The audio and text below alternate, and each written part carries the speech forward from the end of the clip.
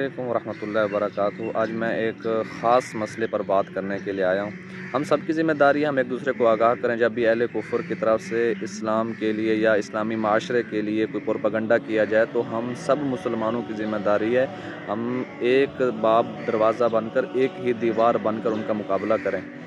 تو آج کل ایک ٹرانسجینڈر کے نام سے ایک بات مشہور ہو رہی ہے جو 2018 میں شاید خاقان عباسی نون لیگ کی حکومت میں جس کا بل پارلیمنٹ میں پاس کیا گیا، اور یہ ایسے پاس نہیں ہوا، اس کے لیے ہر لبرل پارٹی جس میں تحریک انصاف، جس میں پیپل پارٹی، جس میں نون لیگ، انہوں نے ایکا کر کے اس کو پاس کرایا۔ حالانکہ ان کو ظاہری شکل پہ دیکھو کتنے دشمن لگتے ہیں ایک دوسرے کے، کتنے مخالف ہیں اور کتنے ان کے آپس میں اختلافات ہیں، لیکن اسلام کے خلاف اسلامی معاشرے کو تباہ کرنے کے لیے انہوں نے کیسے ایکا کر لیا۔ اللہ جزائے خیر دے جماعت اسلامی سینیٹر مشتاق حسین کو، جس نے اس قوم کو آگاہ کیا اور اس کے مفاسد بیان کیے اور دلائل سے بات کی، دوبارہ اس مسئلے کو اجاگر کیا اور انشاءاللہ اس کا دوبارہ کیس اکتوبر میں ہوگا۔ تو اس کے دیکھیں وہ اکیلا شخص جماعت اسلامی والا کچھ نہیں کر سکتا، اس میں ہم ہر ایک مسلمان کا، فرد کا، ہر ایک شخص کا جو اسلامی سوچ رکھتا ہے، جو اسلامی معاشرہ چاہتا ہے، جو بد تہذیبی سے، بد ثقافتی سے بچنا چاہتا ہے، تو ہماری ذمہ داری ہے ہم عوامی لیول پر، فردیت پر اس کا ساتھ دیں، اس آواز کو، اس کو قوت بخشیں۔ ٹرانسجینڈر اسے کیا بلا ہے، اسے کیا کہتے ہیں؟ ٹرانسجینڈر کا مطلب ہے جس شخصیت میں اللہ رب العزت نے انسان کو پیدا کیا ہے اس سے نکل کر کسی اور شخصیت میں منتقل ہو جانا۔ اب اللہ نے ایک شخص کو مرد پیدا کیا، ایک انسان کو مرد پیدا کیا ہے، تو وہ کوئی دوائی استعمال کرتا ہے یا کوئی ایکسیڈنٹ میں اس کی مردانی قوت ختم ہو جاتی ہے تو وہ پھر صبح یہ اعلان کر دیتا ہے کہ بھئی میں عورت ہوں، مجھے عورتوں والے حقوق ملے جائیں۔ اس سے کیا ہوتا ہے، اس سے کیا مفاسد ہوتے ہیں؟ اس میں یہ مفاسد ہے کہ اس کو عورتوں والے حقوق ملتے ہیں، وہ عورتوں میں جا سکتا ہے، وہ عورتوں کے سوئمنگ پول میں جا سکتا ہے، اور بھی بہت سارے مسائل ہیں جن میں اس کو عورتوں والے حقوق مل جاتے ہیں۔ اب ایک عورت ہوتی ہے، اس کے بچے ہوتے ہیں، 2-3 بچے ہوں، اب وہ اس کو اچانک سے خیال اٹھے، ایک شیطانی سوچ اٹھے کہ بھئی میں اپنے آپ کو مرد ظاہر کر دوں، تو یہ ٹرانسجینڈر کا بل پاس ہوا ہے اس میں یہ تھا کہ بھی جس کو جو چاہے اپنی شخصیت ظاہر کر سکتے ہیں۔ تو اب عورت 2-3 بچوں کی ماں ہو، وہ صبح اٹھ کے کہے کہ بھئی میں مرد ہوں، تو اسے مردوں والے حقوق ملیں گے، وراثت کا حکم تبدیل ہو جائے گا، اس کے بچوں کی زندگی تباہ ہو جائے گی، اور وہ اب جب مرد بن گئی ہے، اپنا عورت سے نکل کر مرد بنے گی تو اب اسے اب آگے بھی شادی کرنی پڑے گی،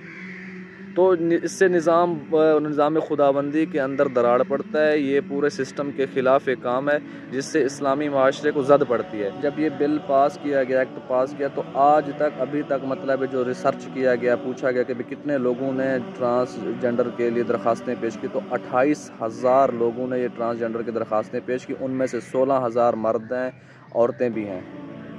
اور اس سے کیا نقصان ہوتا ہے؟ جو ایک خواجہ سرا ہو وہ بھی آپ کو خود کو عورت ظاہر کرے، حالانکہ ٹھیک ہے وہ بھی اللہ کی بنائی ہوئی مخلوق ہے، ہم اس کی نفی نہیں کرتے، لیکن اس کے حقوق تو مختلف ہے نا۔ اب ایک خواجہ سرا ہو، اس کو عورتوں والے حقوق ملنا شروع ہو جائیں، اب عورت ہو، اس کو مردوں والے حقوق ملنا شروع ہو جائے، تو پورے معاشرے کا نظام بگڑ جائے گا، پورے معاشرے کا توازن بگڑ جائے گا۔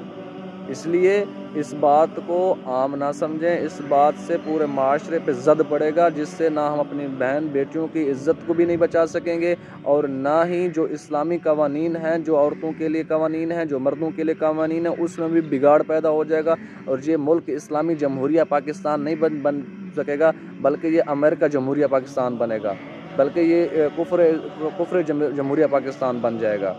تو اپنے ملک کی، اپنے قوم کی، اپنے تہذیب کی، اپنے نسل کی، اپنے روایات کی، اپنے اسلام کے احکام کی حفاظت کے لیے ضروری ہے،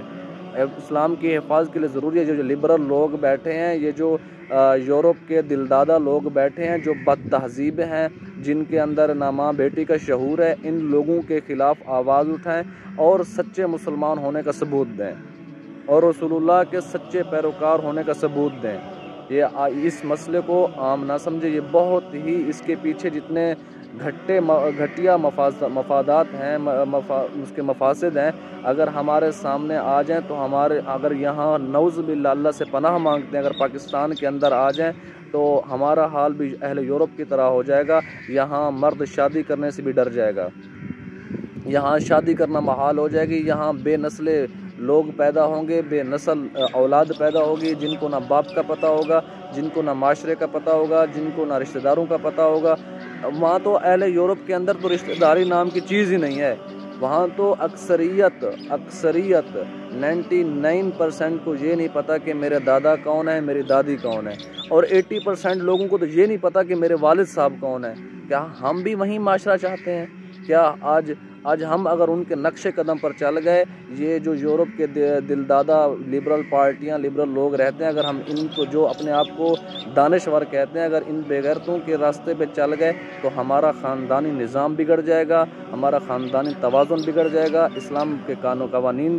بدل جائیں گے۔ جب اسلام کے قوانین کے خلاف جائیں گے تو پھر اللہ کی طرف سے پھر عذاب میں آنے میں دیر نہیں لگے گی۔ پھر ایک بار اگر خاندانی نظام کے بگاڑ کا دروازہ کھل گیا،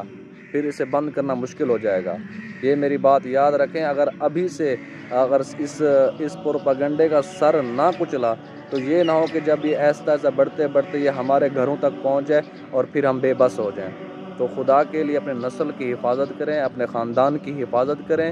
اور اللہ سے بھی دعا کریں، اور جو سینیٹر مشتاق حسین جماعت اسلامی والے ہیں ان کی آواز کو قوت بخشیں، ان کے آواز کے ساتھ آواز ملائیں، اور جو دیگر اسلامی پارٹیاں جیسے جمعیت علماء اسلام سے بھی گزارش ہے، ان کے علماء سے بھی گزارش ہے کہ